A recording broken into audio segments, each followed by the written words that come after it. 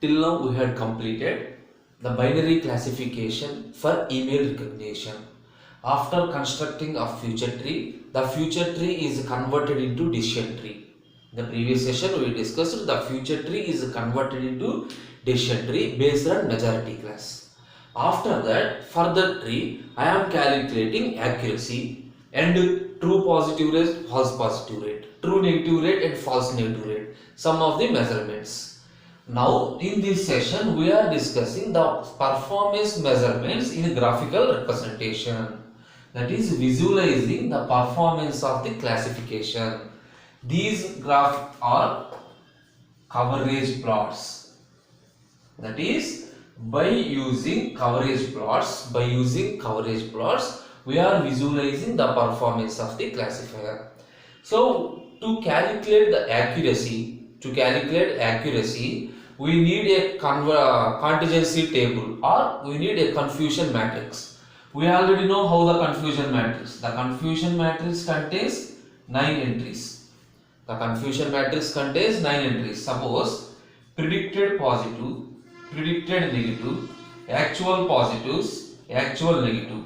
For example, 30, 20, 10, 40, 50, 50, 40, 60, 100.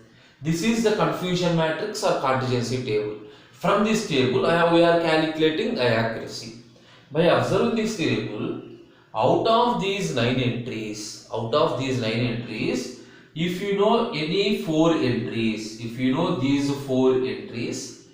it is easy to calculate the marginals. These are marginals. The marginals are dependent on this one. That is, if you know true positives, true negatives, false positives, false negatives, it is easy to calculate remaining 4 entries. These 4 entries are called degree of freedom. That is, these 4 are selected freely without depend on anything. So this is called 4 degree of freedom. So not only these 4. So you are using the total number of positives, the total number of negatives. Suppose true positives, the total number of positives, that is this one, the total number of negatives and true positives and the size of the text, that is the total number of elements in the text set. That means if you know the total number of text sets and total of positive elements, total negative elements and total true positive, we automatically calculate true negative, false positive, false negative. Remaining all entries are easily calculated. But generally our interest is, so if you know any 4 degrees of freedom, we are calculating the remaining entries. Generally we are using the number of positives, the number of negatives, true positives and false positive. By using these 4 degrees of freedom, we are constructing a coverage plot. By using these 4 degrees of freedom, we are constructing, that is, we are designing a coverage plot. The coverage plot is a rectangular coordinate system.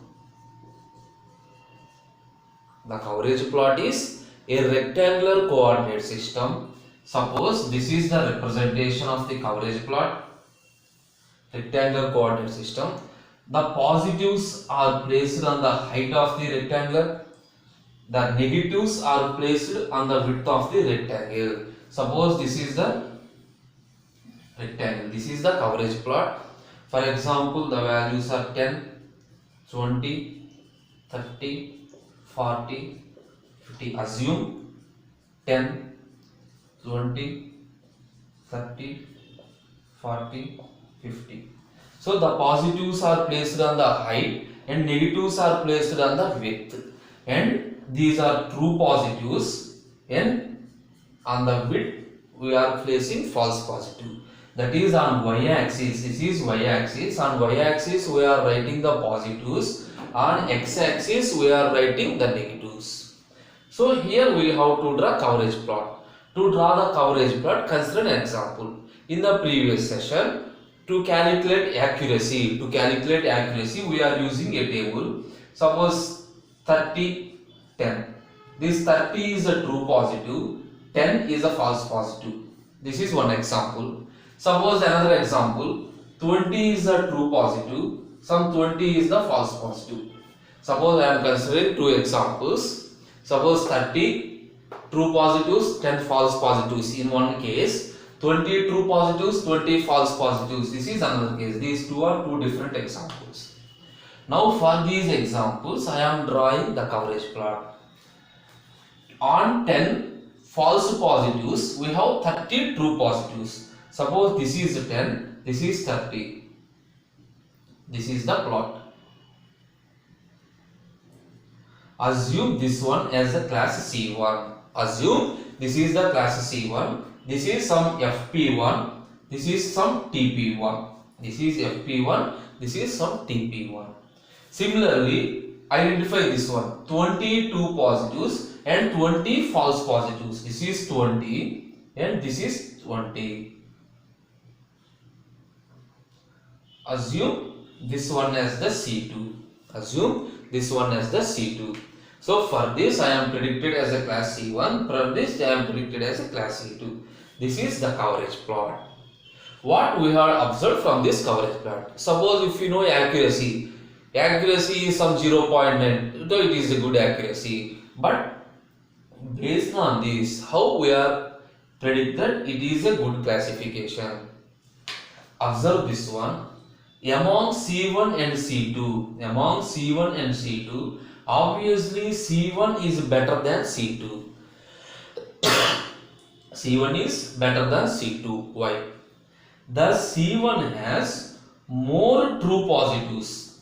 The C1 has more true positives and fewer false positives. So C1 has true positives are more and false positives are less. That means it is a good prediction. Similarly, consider C2. C2 has, assume this is TP2, this is FP2. Compared to C1, less true positives and more false positives. TP is less, FP is more. So obviously, the more true positives and less false positives, that means simply this is a wrong prediction, true means right prediction. So we have more right predictions and less false predictions for class C1. And class C2, we have less correct predictions and more wrong predictions compared to C1. So obviously C1 is better than C2. That is, by using coverage plot, we are identifying this type of information. Assume, suppose we are considering one more graph. We are considering one more. Suppose contains 20 TP. Contains, suppose, assume some more value, 40 TP and 20 false. Where is the part? This one. Assume this class is C3. So a more complex example. Now I have three classes, C1, C2, C3. Which one is the better one? Which one is the better one? Observe the one. C1 and C3. Obviously C2 is not the better one. So C1 and C3. C1 has less true positives compared to C3. But C1 has C1 has less false positives compared to C3. Which one is better? Here we have a question. Depending on our requirement, suppose if true positives and false positives have equal importance. If true positives and false positives have equal importance, that means C1 and C3, any arbitrary choice is good. Because if you are considering true positives, suppose if your priority is only for true positives, means the highest true positives is for C3. So your choice is C3. If your priority is on false positives, your choice is C1. You got the point? Here the point is very simple. Based on either true positives or false positives, you have to predict the class. If your concentration is only on true positive, that is, the more true positives if you want to select. C3 has highest true positives compared to C1. So our choice is C3. That is, if the case is true positives, your choice is C3. If your prediction is based on false positives, which has false less value, C1 and C3, C1 has less value, that is C1 has value 10, C3 has value 20. So we are predicting C1. Suppose if both true positives and false positives has not at all imported, so select any of these, either C1 or C3, both are good choices. This is the way we are visualizing the performance. Visualizing the performance of the classifier. So in this case, suppose draw a line between C1 and C3. Draw a line between C1 and C3. Observe, the slope of the line is 1. The slope of the line is 1.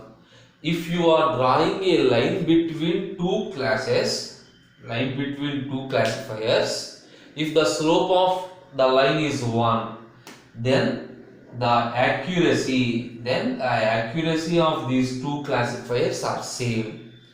If the slope of these two classifiers is 1, slope is equal to 1, then the coverage plot said that the accuracy of these classifiers is same. So by this drawing we are visualizing the performance of the classifier. Thank you.